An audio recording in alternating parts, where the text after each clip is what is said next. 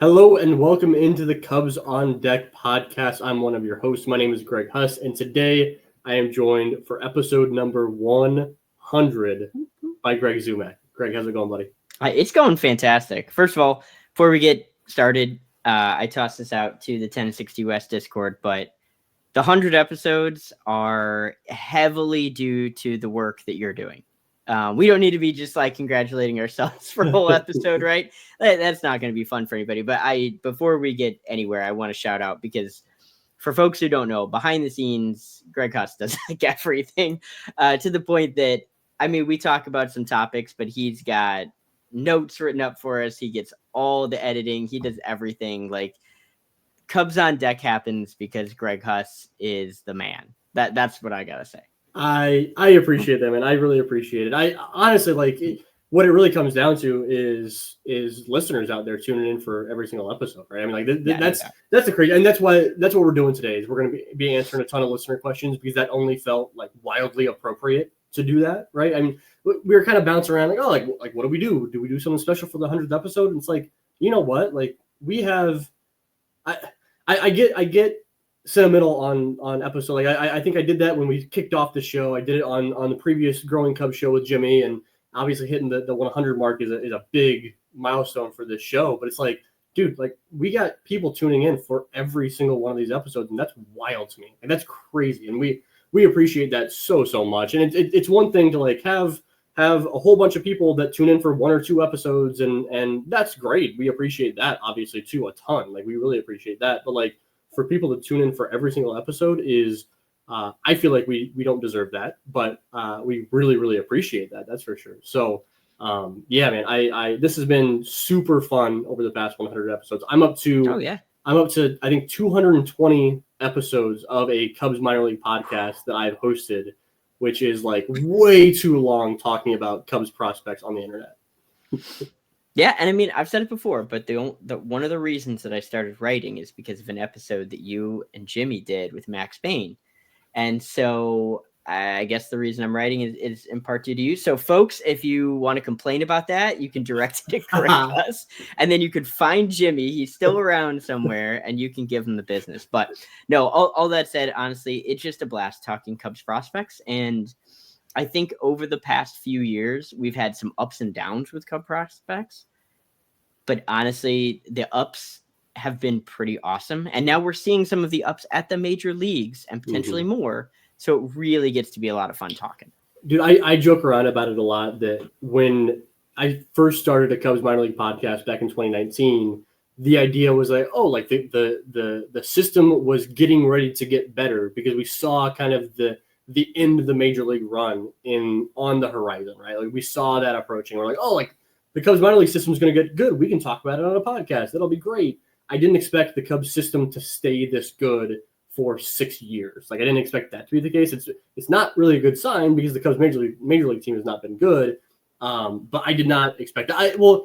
One thing I will say that we're going to cover a lot of listener questions today. One thing we won't be covering as a whole is looking at the state of the system as a whole from the beginning of the episode or the beginning of the show to the end of the show. We'll be talking about our prospect list. We'll get into that at some point here. But we won't be talking about the state of the system. I did that for the previous show with Jimmy at the 100 episode mark because it was really interesting then, right? Where we had in 2019, the system was not very good at all. It was not a good system. And then by episode number 100, which was, I think it would have been 2021 or 20 late, or I guess mid-season 2022 maybe is when that would have been. It was a really good system. Yeah, so that was fun. That was really fun to talk about the system like going bad to good. And not that it's bad now, but if we did a episode 1 to episode 100 for this current system, it would look worse than it did back then, and that'd be kind of a downer of a conversation.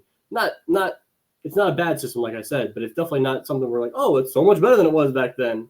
But we will be talking about the players that we rank because that's going to be a decent chunk of this episode. Is we dropped a prospect ranking not too long after the first episode of this show. And so we'll be looking back on those rankings, which should be super fun. Like I said, lots of listener questions, but I think where we should start off this episode is with some Cade Horton talk, because that feels wildly appropriate right now. We're recording this. I think a timestamp is super important here. We're recording this at 8 o'clock on Monday nights. You guys are probably listening to this on Tuesday, hopefully. And Cade Horton is not up, right? The Cubs did make a roster move, which is what we expected them to do, right? Shota Imanaga has hit the injured list with a hamstring injury at the major league level. Shota and Cade Horton shared start dates. They both started on Sunday afternoon for the Cubs and for the Iowa Cubs.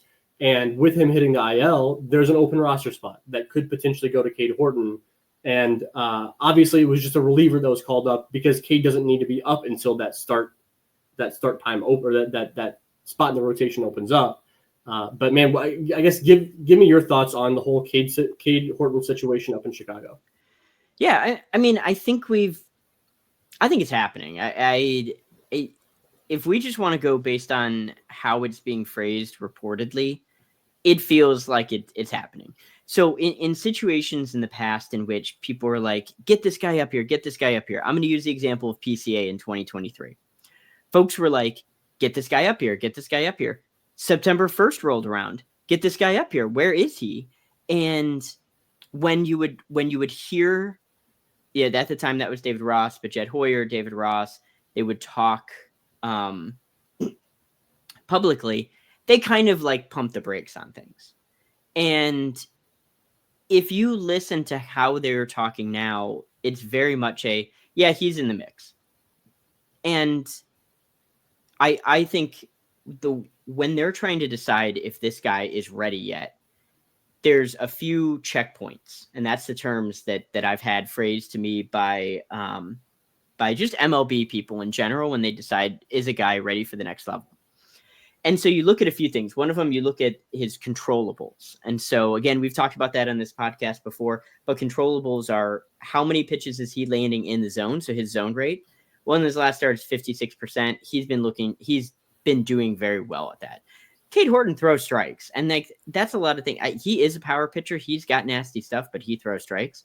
And the next one is, what's his stuff look like? Well, I don't have access to the Stuff Plus numbers that like the Cubs look at or their version of whatever. I kind of use whiff rate as a proxy, and he's whiffing guys at like 38% in starts. And so that it's not perfect because technically that's not a controllable, but it's a pretty good proxy. And in general, this stuff looks pretty good. He's now mixing in a fifth pitch, which is a sinker, which is very new. This is the second time that he's like picked a pitch up in a bullpen and is throwing it in starts against competitive teams. The first one was his slider that got him drafted. He junked his cutter, picked up this slider. All of a sudden, it was like, holy crap, this is nasty. Sinker may not be as nasty, but the whole point is that he's got an expanding arsenal. He's landing pitches in the zone. It lines up completely. And at some point, you're just kind of wasting bullets. If you think he's ready and you have a need, this is a no-brainer. Probably the biggest pushback, at least a little bit, is don't start him against New York.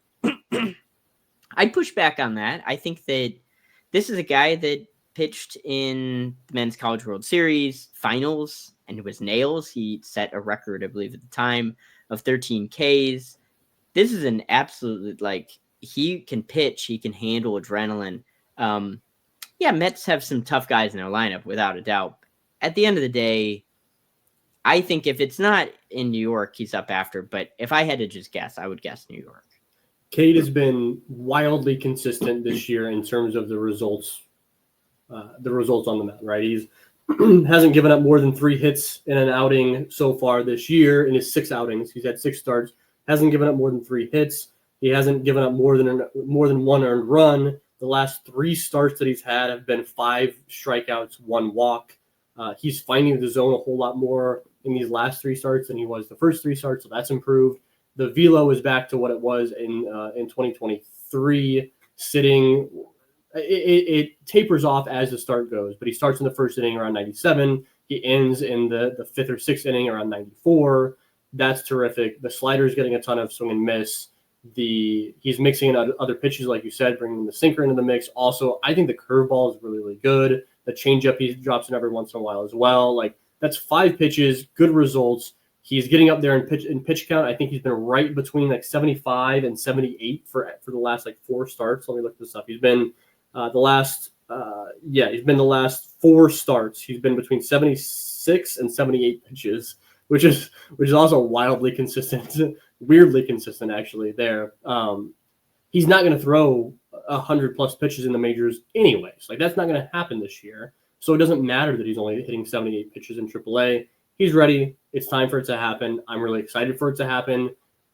It's even more fun to me that it could be against Francisco Lindor, Juan Soto, and Pete Alonso, the first 3 batters he sees of his major league career. That fires me up. I'm sure it fires him up. And I can't imagine a scenario where it does not fire Jed Hoyer up as well. So let's make it happen, man. I'm super, super excited. And honestly, I'm excited for our next episode. If Cade Horton does make that next start of Shota Imanaga's spot in the rotation, we're going to be spending next episode, me and Brian, talking about how awesome it was to see Cade Horton on the mound in Chicago, or for Chicago. Yeah, without a doubt. And, things don't always have to look amazing. Like if he has an outing, where he gives up whatever, he doesn't have to be an ace. And replacing Shota, if he does, which I think is a decent chance, but replacing Shota, if he does in the rotation, doesn't mean he's actually replacing Shota. I think everybody knows that, right? But you just want him kind of the same issue with Matt Shaw, right? I don't know everyone knows that, though, dude. I'm gonna be honest. I don't know that everybody. I think that people that don't follow prospects, like people that aren't listening to this episode, that's totally fair. Our audience, I should say. Yeah. Our audience knows the expectation. Yeah. I think that there's been a whole lot of best pitching prospects since Mark Pryor thrown out about Cade Horton by us, deservedly so. It's the case. It's still the case. Yeah, it is. Cade Horton. Yeah, it is. But with that being such an extreme explanation of what Cade Horton is, an accurate one, but an extreme one, that people that aren't prospect followers, people that are not listening to this podcast, are expecting Cade Horton to come up and be Shota Imanaga at the major league level. That's what their expectation is in a lot of different cases. Maybe not everybody. I'm not saying everybody's that way, of course, but I think a lot of people are, and that always worries me with prospects. And that actually may be my least favorite thing about being a quote unquote prospect guy, is having to try to like recalibrate expectations for prospects as they reach the major leagues. I hate that. I hate that part of it. But yeah, I don't know. No, you're not wrong. And this is why I love, so Brian Smith would do a series at Bleacher Nation when he wrote there, and he'll still kind of drop it on the 1060 West, what to expect when you're expecting. And I love it. It's perfect because it very much lays out the foundation for a guy. Like, hey, this is what this player is good at. This is what you should expect to see if things are going right. This is what you might see if things aren't going right. This is the general landscape of what these guys look like when they make it to the majors. And it just really lays a great foundation. And so if I were to borrow a little bit of Brian Smith's what to expect when you're expecting, it's a guy that you hope is pumping the zone. He's probably going to be more fastball slider. He's probably not going to go super deep into the game. You really just want him to be himself. Mix in a couple other pitches. Try to get with the catching staff. Try to listen to your catchers. Do what they're suggesting, and pump the zone and try to get fastball slider, and then mix in some other pitches to keep him off. If you get a guy that can give you a good consistent outing, that's what you really want to see. And if he flashes some extra stuff, get some Ks, that's just along for the ride. I would love it. I think my best explanation of Cade Horton's stuff and how his stuff might translate to the major leagues is that it is good enough that he doesn't have to worry about nibbling. He doesn't have to worry about being careful at the major league level against better hitters. But it's not good enough that he can just lay it out there across the heart of the plate every single pitch. It's somewhere in between there, right? And I think that's really important to remember, because there are pitchers that come up and they can throw fastballs down the middle and they can throw sliders that start in the middle of the plate and be perfectly fine. He can't do that, but he doesn't need to nibble and walk 4 or 5 batters a game because his stuff is good enough to get major league hitters out. We've seen that this year. That was not the case last year, but he's back to his usual self this year. that's important to realize going into his first major league start whenever that does happen. Yeah. Ben Brown is probably the perfect example of a guy that just pumps fastballs down the middle of the plate. Sometimes they get hit, but honestly, a lot of times people swing right through them. Yep.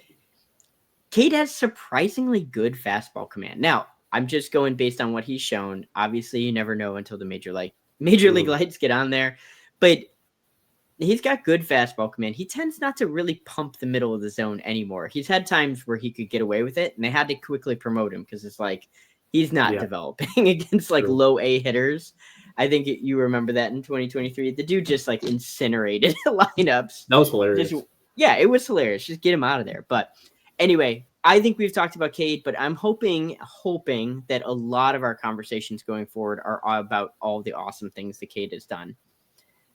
But now, I think now that we've got that out of the way, and now it's time to look back a little bit. Yeah. And this is where it could get really fun. So Stan dropped on the Discord last week, and he said, hey, you guys should talk about takes that aged poorly or aged well. And I was like, that is such a cool thing, because I feel like prospect, like people that do prospect rankings and people that have prospect takes don't ever do this, right? They don't ever look back and say, oh, like I was an idiot for saying X, Y, and Z.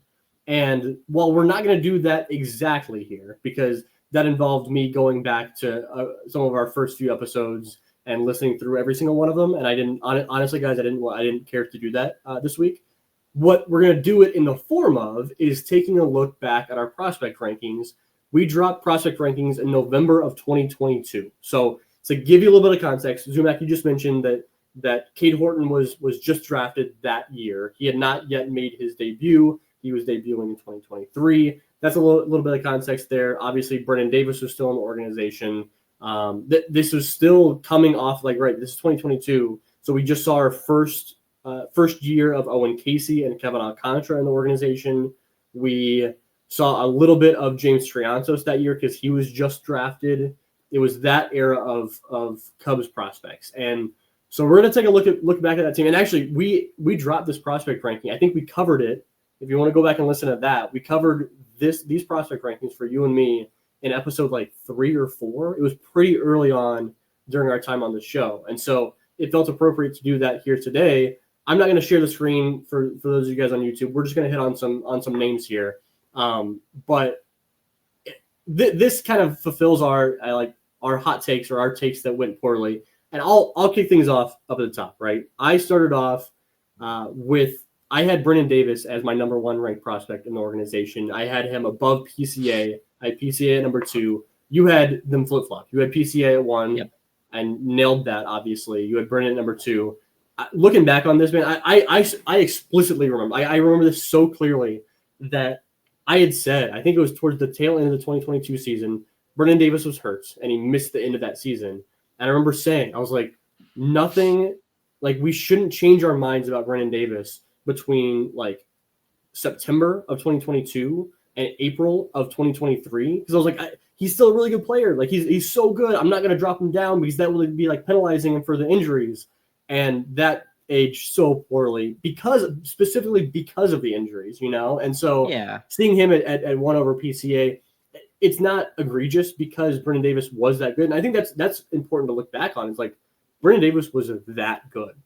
He was ranked above PCA on my list, and I don't think it was the most ridiculous take in the entire world to have him there, No, I mean, I think looking in hindsight, people will maybe forget how good Brennan Davis was. I mean, this is a consensus top 15 dude. Yeah. PCA actually still had a lot of questions to answer. Yeah. And I remember this one very, very clearly because we were even doing Twitter spaces at the time, back when this was still Twitter.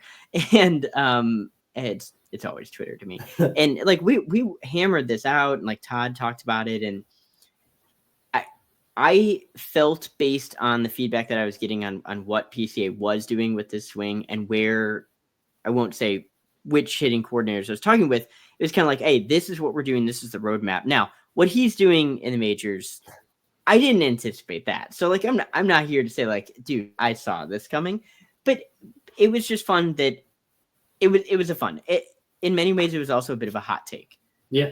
probably my biggest PCA hot take was the year before I put him as the number 2 prospect. And I had some people get mad online, which is kind of funny, right? Because we're just talking prospects. Like it's just silly stuff. But yeah, I mean, I think at the end of the day, that's not egregious. That's not really that big of a hot take. And also, I don't think you were wrong for saying that we should kind of just hold off on the injury stuff, because yes, Brennan eventually did have a lot of stuff continue to creep up over and over again. We didn't know that was going to be the case. Yeah. And there was a very easy path forward, like in a choose your own adventure situation in the multiverse, that like 2023, Brennan Davis is up. Yeah. You know, hitting well and basically hitting on those Jason Worth comps. So I honestly, dude, I wouldn't give yourself flack. I think you were pretty on it. Unfortunately didn't work out. It's unfortunate. Honestly, it's fun looking at this list because it's kind of a good time. When we made these rankings, right? I mentioned like Cade Horton was new to the organization. James Triantos, who I had Triantos down at 10. You had him at you had him at 13. I had James Triantos higher than you, which is wild to think about. But Triantos was new to the organization. I said Alcantara and Owen Caissie were first years in the organization. So like that was kind of the beginning of this climb that we've watched progress, and now we're seeing PCA in the majors. We're seeing Alcantara reach the majors, and Owen Caissie and Triantos in AAA, and Cade Horton about there, and like we're watching a lot of these, and then also guys like Porter Hodge who's making an impact, but also Alexander Canario is on our list that he is no longer in the organization. We've got Jordan Wicks is up and down between the levels. We've got Matt Mervis and Hayden Wesneski who are elsewhere. Like it's kind of an interesting time to review this ranking in November of 2022 specifically. And so I guess next one I'll hit on here. I'll put you on the hot seat a little bit because it's fun looking at this. You had Matt Mervis ranked 4th, and you had Hayden Wesneski ranked 5th, which was for a little bit of context in your list. You had Mervis and Wesneski above Owen Caissie and Cade Horton, and Ben Brown and Daniel Palencia. What do you think when you look back at that now? Nailed it. The players have done me wrong. I nailed the evaluation.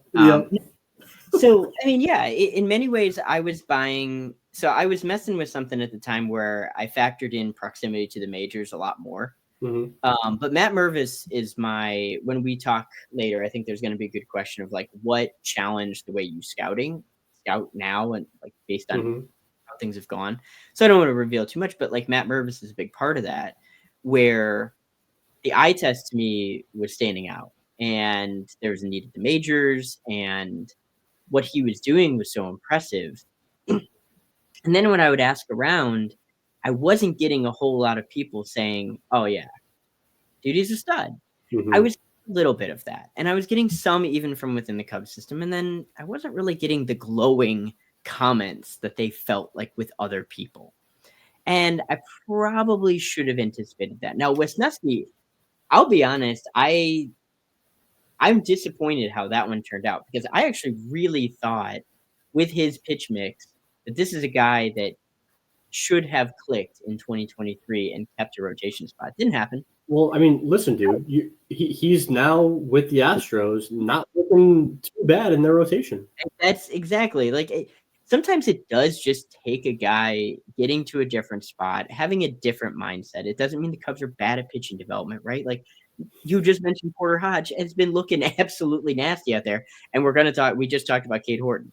Yeah. So, Cade Horton I don't feel too bad about, because I actually have a general rule where unless I see them a lot in the draft, I kind of hold off until they get to pro ball. But I mean, yeah, in many ways, should I have gone for upside? Probably. And Brian Smith has talked about this. You've talked a little bit about this. The kind of things that get people to the majors and keep people in the majors is upside. When you look at what teams target in trades, if they can, it's upside. And so like that's Cade Horton, Owen Caissie, Kevin Alcantara, upside. In many ways, like drooling with upside. And so Matt Mervis has had some flashes, but not a ton of upside. Wesneski maybe is showing some stuff. Still, I wouldn't say upside.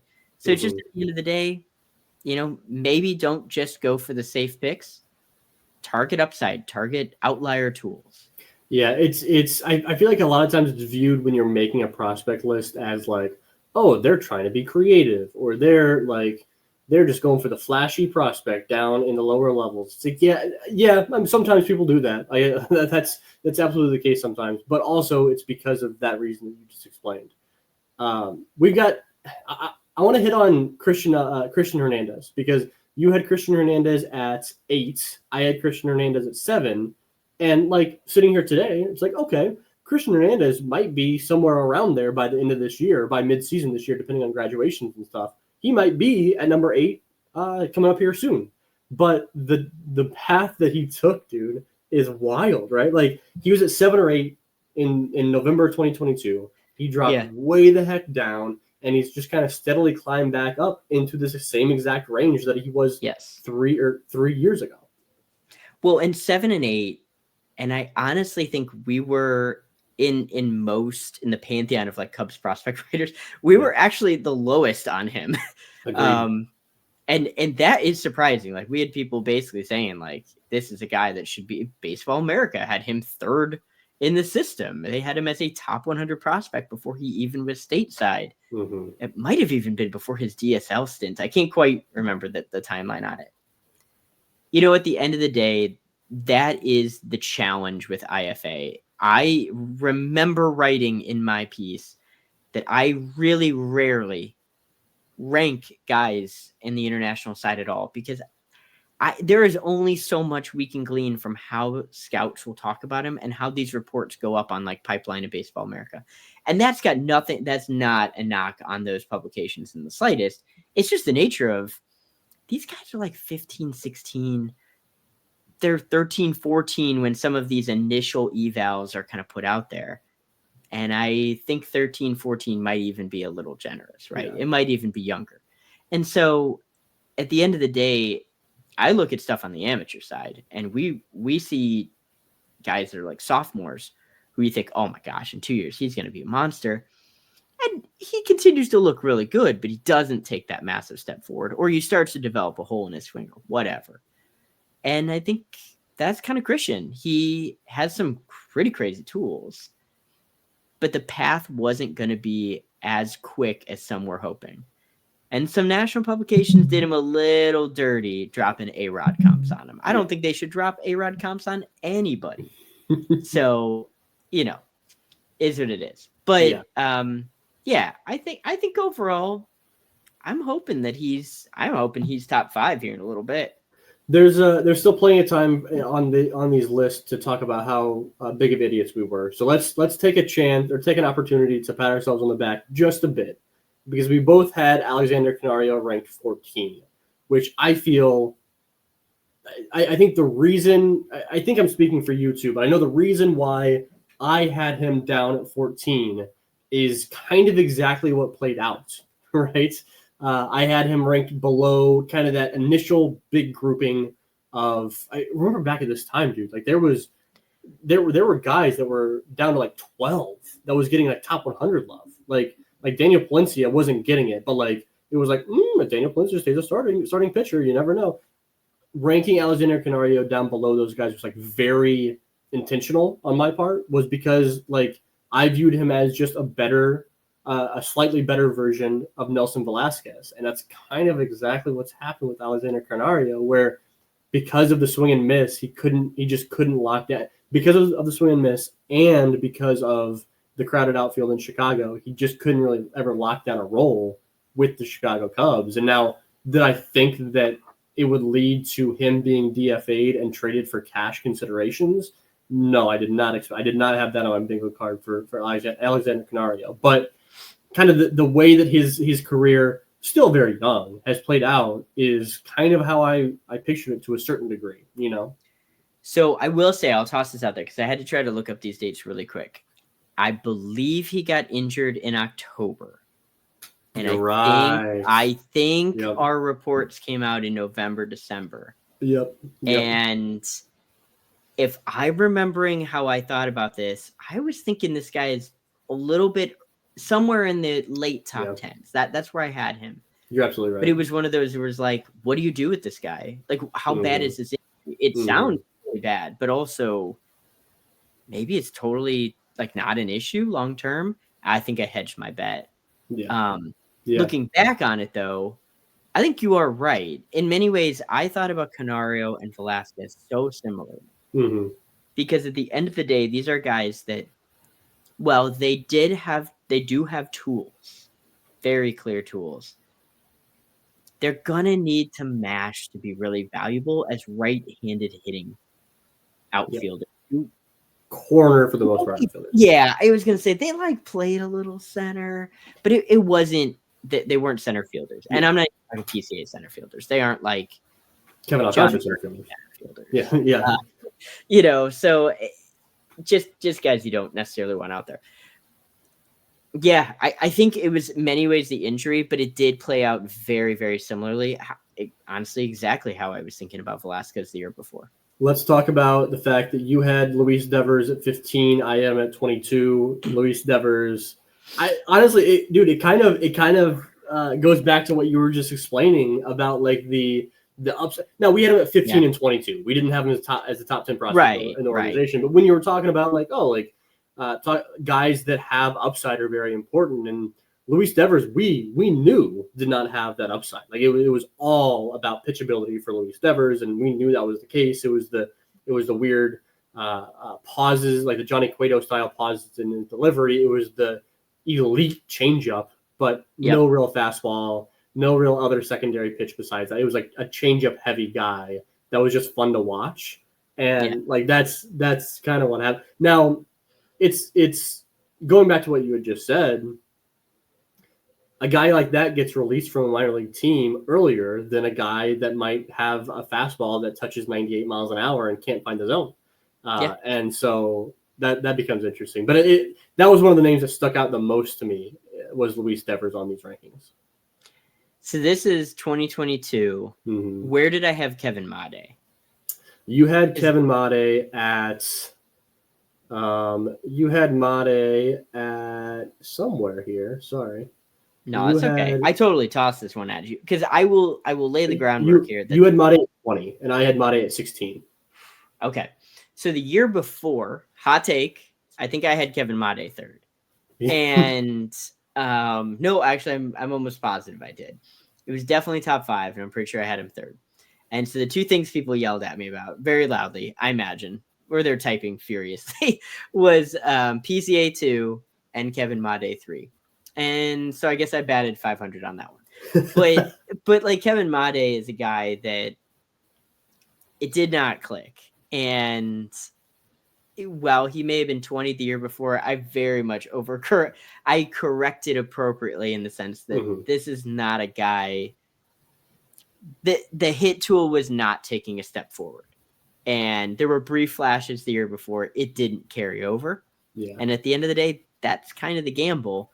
That's what it looks like, unfortunately, when that doesn't happen. But dude, if we're talking about guys that we had ranked like wildly high the year prior, I have this year that we're talking about right now in November of 2022, I have Reggie Preciado ranked number 31 in the organization.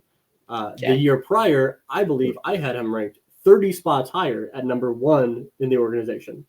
Because that was a time, again, look back on that era. It was like 2021, right? I believe it was 2021. Okay. And it was when the organization, it was the same players that we're talking about here today, but everybody a year younger. We didn't have Cade. We didn't have Trianos. Owen Caissie, Preciado, Yaisen Santana had just come from the Yu Darvish deal. We had all these guys. Alcantara was still like, all these dudes were like brand new. We knew that there weren't really good players that were already existing in the Cubs organization. And so we were banking, like, we're like, all right, these guys we haven't seen before, the Reggie Preciados of the world, like one of these guys is going to be the top prospect. It's going to be Preciado or Alcantara or PCA. And at that time, we didn't know hardly anything about any of these dudes. And everything I had read, everything I had heard, I paid a little bit too close attention to Fangraphs, was that Reggie Preciado was the dude that we got out of that. And so I had him at number 1. Here I had him at 31. So I again, corrected, made sure I knew what I was talking about after the fact. But like, if we did this exercise for a year prior, I'd be scared to see what we found. Yeah, that's a good point, because he was really the crown jewel in the Darvish deal. And, again, there's a lot of people would be like, well, don't make that deal. I understand that. But at the end of the day, it happened. And so you just kind of get a collection and you hope to get one guy out of it. I think they got Owen Caissie, so they feel pretty good about it. But yeah, good point. I actually did not remember you had Preciado so high. I knew you liked him. I didn't know he was 1-1 in the system. But you know what? That's part of it. All right. Moises Ballesteros, you had him at 17, I had him at 18. Looking back on it now, it's like, all right, Moises has made his way into a top 5 prospect ranking, obviously, in this organization, maybe a top 1 if you really, really, really like him. But at the time, 17 and 18, him having had a taste of Myrtle Beach at that point, just kind of the back half of not even the back half, back like month and a half or so of that season, kind of made sense, right? But it's kind of fun to see how he's progressed up through the organization up through these past 3 years. Oh, totally. I mean, what he's done on the hitting side is unbelievable. And the fact that he's even workable as a catcher, and I think he's a little bit better than that, but even if workable with what he's doing offensively, has he turned 21 yet? Is he? He just turned 21. Yeah, I believe. I was gonna say it was like really close. Yeah. He's barely 21. This guy would be draft eligible this year, which would be a hilarious eval that I would have to think about turning in. But yeah, honestly, I feel pretty good about that Ballesteros pick at that point. I think that's totally appropriate. A few more rapid fire ones here that caught my eye. You had Miguel Amaya at 24. I had Miguel Amaya down at number 32. Remember, that was him coming off of injuries and the Tommy John surgery. And then at that point, I think this was the list where we were just like, all right, man, we got to drop him. It was one of those where we were holding out hope. We had him top five for so long.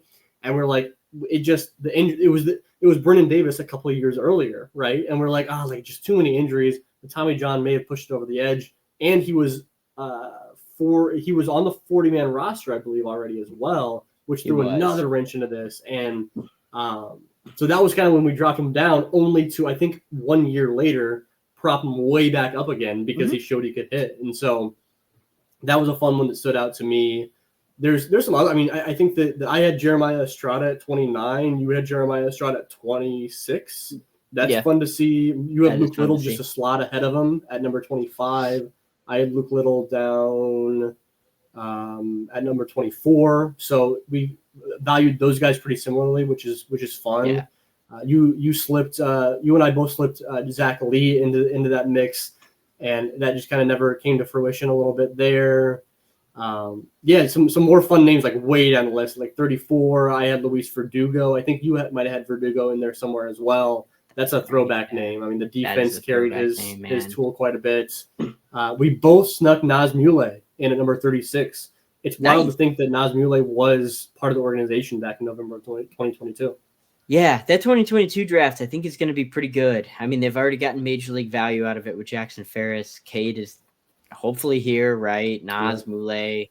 They got some other arms down there too. I know you've got some guys in there. So, hopefully some of them kind of keep popping and obviously get value out of Cade and the value of Ferris, and hopefully Muley gives you. So I was just saying, I think that the highest guy that you had back then that I did not include on my list at all. I went 40 names deep, but you included Jackson Ferris at 21, which is fun and a good call. Obviously, how much of a big pick he was, being part of that trade for Michael Busch.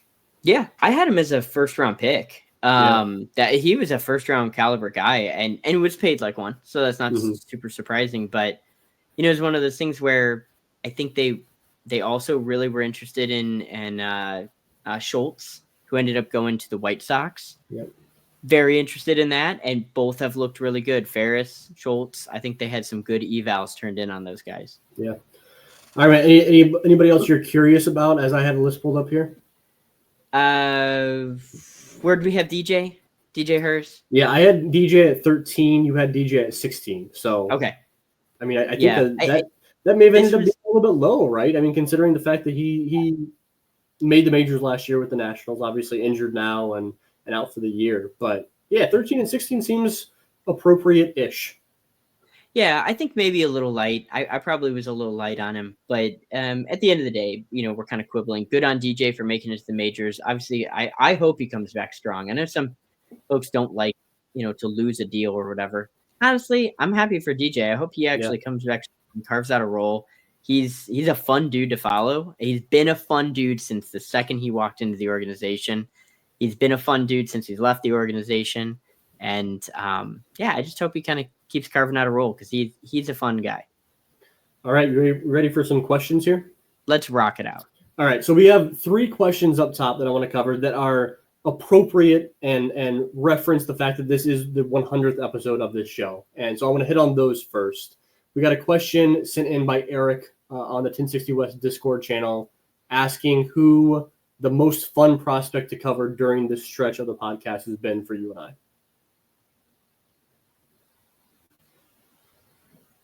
I think for me, I mean, like, PCA's up there just because, like, not only because he's been so damn good, but because he was so fun to watch on a nightly basis in the minor leagues and still is at the major league level. I think PCA is obviously up there. That feels cheating a little bit because he's so good. But for me, honestly, it's the guy we just talked about, DJ Hers. I tuned in for every single. I don't do this with, honestly, like I don't do this for all the pitchers in this organization. Can't possibly do it. Don't do it for. I do it for Cade Horton. I do it for. I did it for Ben Brown when he was in the organization or when he was in the system. DJ Hers, I tuned in for every single one of his starts because they were just a blast to watch. So my answer is DJ Hers. Yeah, I think that's an awesome one. He's probably would be up there because I have to think, like, I used to be out on the West Coast and the games for the evening would come up at like 4:00. So it's perfect because they didn't pick up my kids till 5 and I kind of was done with work at that point. And so I would just watch baseball. And then when the kids went to bed, I would just watch all of the games that had finished. Yep. And I'm sure I missed a Hurd start here or there, but gosh, it's hard to think of one. Mm-hmm. He is definitely a guy. I will kind of cheat a little bit and say Cade. Yeah. Because Cade shocked me at the draft. Completely shocked me. My wires were unbelievably crossed on that. And that's a bad man. That Cade Horton's a bad man. And he has just been so fun to watch what they've done with the pitch design and pitch development. Yeah. And we'll talk about Cade Horton, of course. But yeah, dude, Cade's been a ton of fun to watch. Yep. We got a question. This is a fun one. I like this one a lot. Ethan Kaplan over on Blue Sky replied to my post saying, who is the most likely, given that this is the 100th episode of the show, who is the most likely Cubs prospect to hit 100 home runs in the major leagues? Also the caveat, like, I guess, who's the most likely to do it first? Like, what kind of rope all those in together. But any thoughts on that, Zumach? There's an obvious one in Owen Caissie. Yeah. And I think it's fair. I'm going to go very different here, and I'm going to go Moises Ballesteros. Okay. And it's because I truly believe the bat's going to play. Mm-hmm. That he's not going to get up there first, but I think he's going to do it. Yeah. 100 home runs. I think my pick is Owen Caissie, but I think a sleeper pick, if you will, on this is Matt Shaw. Because I think that Matt Shaw might be the likeliest. It is the likeliest. Okay, right? I kind of forgot about Matt Shaw. Yeah, that's my bad. Yeah. I mean, I think that's most likely to get everyday at bats for this early part of his career, right? And so, yeah, I think that Matt Shaw is probably my secondary pick, I guess. All right, so that leads us to our next question here today. It's our third question that's pretty episode 100 specific. The question comes from this is a good one. The question comes from Banks Totten on Twitter. He asked, have there been any prospects over the course of the show that we've been doing, who really changed the way that we scout or think about scouting, whether it's your overall approach or just one specific part of it? And I'll kick it to you first because I know you kind of hinted at that with Matt Mervis a little bit, right? Yeah, a little bit. I do want to talk about Matt Mervis because, again, Matt's a fantastic dude. Really one of the nicest guys. I talked to him right after the draft. He's one of the first few people I talked to. He actually and DJ Hers were two of the first few, and Luke Little. So ironically, 3 guys that all made it to the majors, which is kind of cool. But Matt is a guy that the production was there, but there were definitely enough aspects around him that I probably should have cued in on. And one of them is just how people in the game would talk about him was encouraged, but not like jumping up and down. And that doesn't mean that's not the end all be all. But I have to say that something I've kind of noticed is that in general, you're not on an island when you're scouting a guy. And so usually people will say, like, yeah, this guy's got major league tools. This guy's got this. This guy's got this. Like, this is this guy's future role, stuff like that. And people were just a little bit more apprehensive about Matt. They wanted him to keep proving it, keep proving it, keep proving it. And ultimately, he made it to the majors. This is a success story. This guy is, we'll see if he can really carve out a long-term role. But like overall, what he's done and accomplished, he should be very proud of. But it didn't jive with how I was evaluating him. Mm-hmm. It just didn't. Do you have any Matt Mervis thoughts? Because I've got one other player I do want to kind of note, but I want to talk to you. No, I got a bigger overarching thing, so I'll let you go with your next player first. The next thing I want to note on, and this is something that I have definitely applied to my amateur scouting, is that I have to be very, very careful when I'm making defensive projections on guys that I'm only really seeing very limited clips on. And it's usually the high school players. And the guy I want to talk to, and this is not to rag on him, still a huge James Triantos fan. But what I was seeing where he was at shortstop, I thought he would translate to being above average or better third baseman. And I was very new into this. I mean, I was writing on my own. We hadn't even done Northside Bound at the time. I remember the first podcast I came on as a guest was yours and Jimmy's, where I was talking about the draft, and which was crazy. And big James Triantos fan, still am. I think he's a major leaguer. I think he's going to be very successful. And I don't think he's bad defensively or anything, but definitely something where my eye test on what I was viewing with such limited samples, not appropriately appreciating that there's so much that goes into defense and so much that goes into defensive projection and workload and all of that. So I would say that it's not to rag on James Triantos, who I think will be a major leaguer, very good, and ultimately find a home even on the infield. It's just one of those things where it's like, I just looked at a guy and what I saw very briefly at shortstop and thought, oh yeah, that's going to scale over. And it just doesn't always. And so it's more of like a broader thing that I've applied. Yeah. So I've got 2 player types specifically that have been interesting over the past few years for me. The first of which is about defensive value, kind of what you were alluding to with James Triantos and with Matt Mervis to a certain degree. And this is not something that I've necessarily, I know Banks asked is anything that's kind of changed or any change. This is not something that's changed for me over time, but this is something I've dug my heels into hard over the past few years with Matt Mervis and Hayden McGeary and even Jonathan Long to a certain degree. But with Brian Calmer was the guy that people jumped on really fast. I know you didn't expect a Brian Calmer reference in this episode, but it is first base only. That's why I say kind of Jonathan Long. First base only / DH players. Moises Ballesteros, to a certain degree, can also be thrown into this.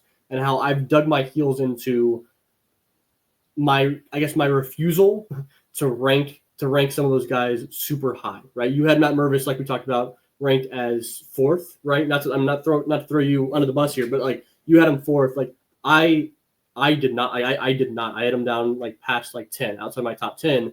And it's because I feel so passionately now, more so than 5 years ago, but I still did 5 years ago, that you have to bring other value besides just mashing at the plate, because there's a difference between mashing in AA or in AAA and mashing in the major leagues.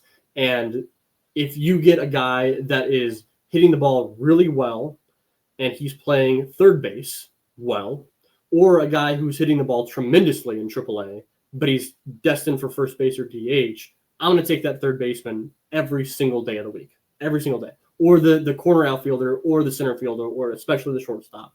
Because if, like Matt Mervis or like Hayden McGeary or like Brian Calmer, that hit tool or the power, what you do, the production at the plate comes down, then what are you bringing to the table? And so that's something I've dug my heels into extra hard. The other profile that has actually changed for me a lot over the past few years, and it probably predates this show a little bit, but it's changed for me, is the pitcher that gets a lot of ground balls and a lot of strikeouts. And I think that 5 years ago, I loved that. I loved Ryan Jensen for that very specific reason, because he just piled up ground balls and piled up strikeouts. And it's like, that's what you want, man. Like, you want ground balls and strikeouts. That's what makes a good pitcher, right? And that is true. Like, you do want a guy that gets a lot of ground balls and a lot of strikeouts, but there's more to it than that. And so I've had to kind of open my mind a little bit to other things on the mound, and I think really hone into pitches specifically, rather than batted ball results, which we know batted ball results are important, but I've looked more specifically at pitches over the course of time.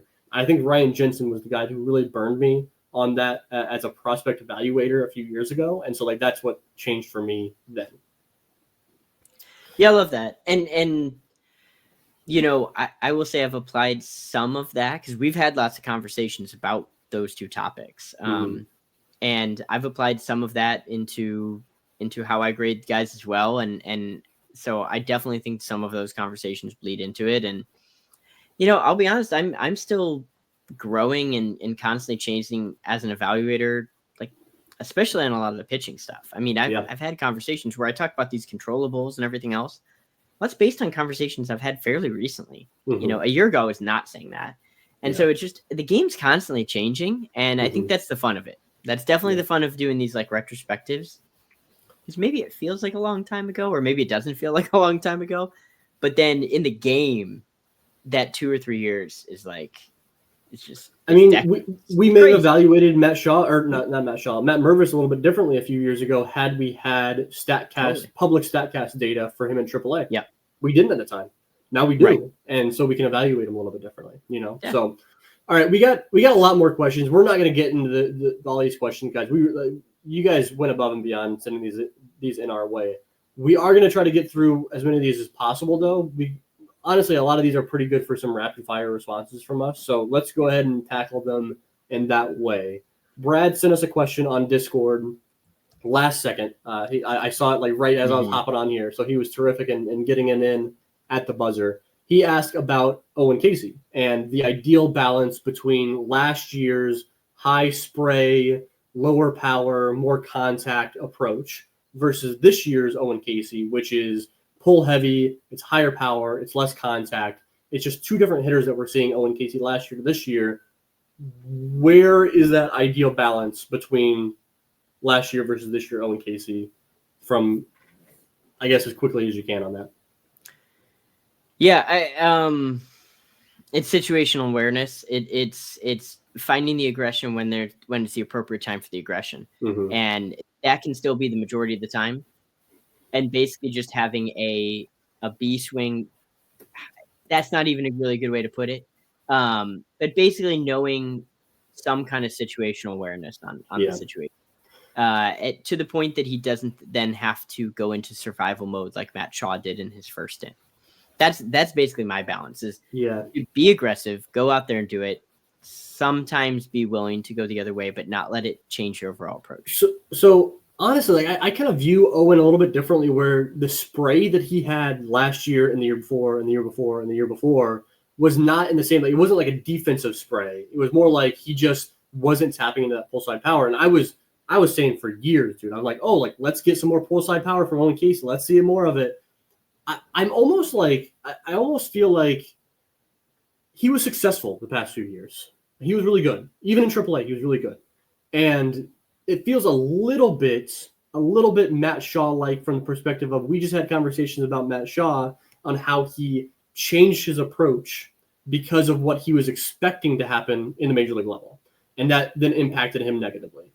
I'm curious on if Owen Caissie can go back to what made him successful the past few years and take that all the way up to the majors and then see that prove that it doesn't work up there and then adjust. Instead of adjusting in AAA now and adopting that pull side power and getting a little pull side happy and maybe not necessarily needing to right now. Maybe he does in a few years or later this year, but not now. I almost lean back the other way, the opposite of what I've been saying the past few years. So I don't know. I think you're right. It's somewhere in the middle. It's somewhere in between last year and this year. But I'd almost lean towards let's keep seeing more of last year until you prove that you can't do more of last year. If that makes sense. Yeah, I think that's totally fair. Totally fair. All right, we got one from Bill on Twitter. Or no, sorry, let's go. Yeah, we got one from Bill Rofer on Twitter saying, even before Matt Shaw was sent down to AAA, Jonathan Long was not getting reps at third base. Is there a good reason for this, or are the Cubs missing an opportunity? I'll have it at first. I think that he obviously was getting more playing time at third base than he's seen since Matt Shaw has been sent back down. But you're right. It wasn't like he was playing there every single day. I view it as just a situation that I don't think the Cubs necessarily view him as a third baseman in Chicago. I know that people are shouting for that. I think that he could maybe be the fill-in at third base if Matt Shaw is not ready in Chicago. I just don't think that the Cubs view him in that way. No, I think he'd be pretty down on the depth chart. And I don't disagree with folks that kind of want to see that just because we're running through situations where they're just running through not great third basemen. Yeah, and they're still struggling on that, but maybe Jonny Long can play a little third base for a team. Yeah. It might not be the Cubs.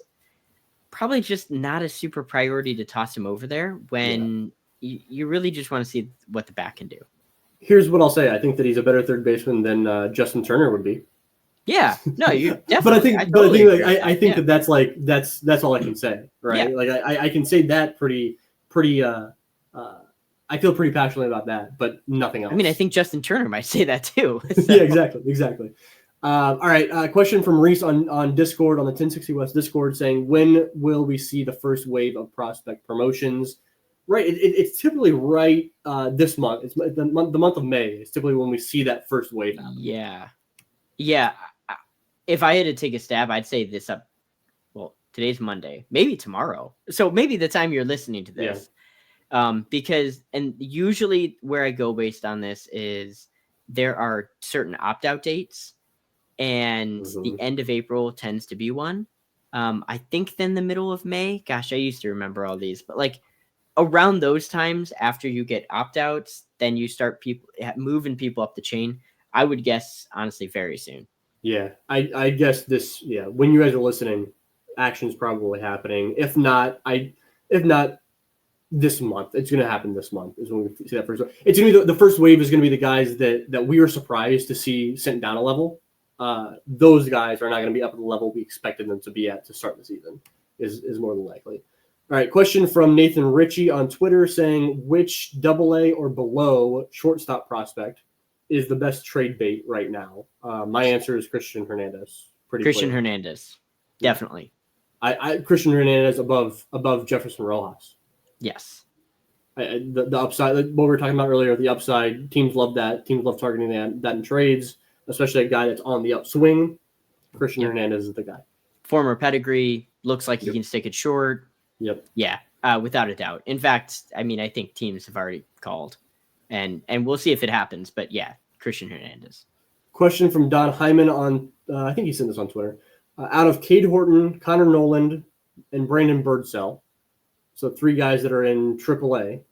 Birdsell's just still working his way back. How many of those guys are in the rotation for the Cubs in Chicago in 2026? And also says, congrats on the success of the show. Thank you, Don. You've been Don. An avid. Don's been sending questions. Passionate member. He's the best. He's the absolute best. So Cade Horton, Connor Noland, Brandon Birdsell, 2026 rotation.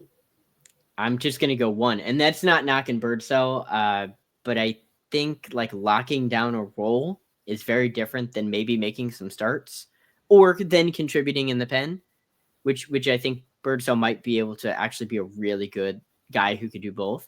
And I mean, it's a bit cheater to just say 1, but I'll just go with 1. How many make more than 5 starts? Okay, that's harder. Let me think about that. How many do you think for 2026? And then 2026 5 starts. I'll go with 2. Okay. I think Connor Nolan might. Dude, actually, I'm not even going to say that it's going to be Connor Nolan would be the odd man out. I think that like one of them would be the odd man. Probably not Cade, obviously, but between Nolan and Birdsell, all of them would be ready to make 5+ starts in Chicago next year. But but there's still depth. Like the depth still exists, right? That Steele will be back. Imanaga, Tyon still signed for next year, right? Boyd still signed. Brown. Gordon Wick still exists. Nothing is going to change in terms of the rotation depth between this year and next year. So I'm going with 2, but even that, like, I don't know, man. It's tough. Yeah, I think 2 is fair. By 2026, I think 2 is fair. Yeah, I think that's where I'm lining. Also from Don, over under 2.5 of Cubs top 100 prospects traded at the deadline. Oh, under. I'm going under as well. 2. I think 2 is totally possible, but 3 would just be. I mean, 3 would be pretty out there unless there's a surprise top 100. Like if Christian really kills it and becomes a top 100, then maybe. But like honestly, I'm just gonna go with 2. Yeah. All right, and I'll leave this last question for you specifically. A question from Northside Soundtrack on Twitter saying, "What general direction would you like to see the Cubs go in the draft this year? Super pitcher heavy, hitter heavy. Any specific positions of need?" This ball is in your court. Right? Yeah, totally. I think some of the areas that you might see the team gravitating a little bit towards is like the college pitching group is pretty interesting in the first round. And even maybe the first 2 rounds. That doesn't mean it's stocked. It doesn't mean it's stacked. It doesn't mean it's loaded. Anything. We can use whatever analogy or adjective you want. It's interesting. It has some interesting players to it. And especially with where the Cubs have kind of been investing or where they might be investing in the future, I think some of the college pitching is really intriguing. And so I'd say college pitching, you don't want to draft for need, but I think it just might line up. There are some high school hitters that are also really interesting as well. I'll probably write about them here soon. But like a guy like JoJo Parker, I just really, really like. I've liked him kind of since the draft cycle started, and he seems like he's getting some buzz. There are some guys that are out there that I don't know if they're second, third round or something like that, but a guy like Aiden West, who is a really interesting kind of shortstop, intriguing. They could go a lot of different ways. If I was just the only one making the call, like I walked into the building, I locked the door and they're like barging in trying to get, and I'm just making all the picks. I'd probably go college pitching first, depending on the high school hitters that are on there. And I would draft a little bit more pitching than hitting this year. But I'd still be going best player available early. And I'd really be highlighting one thing. I don't care about the demographics. I want upside.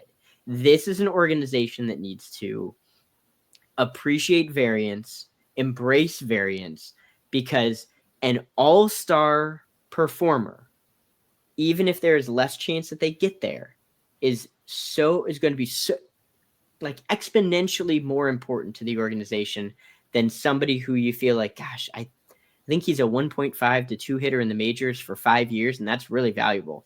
And that's not what the Cubs have targeted by any means. Matt Shaw, Cam Smith, that's not them.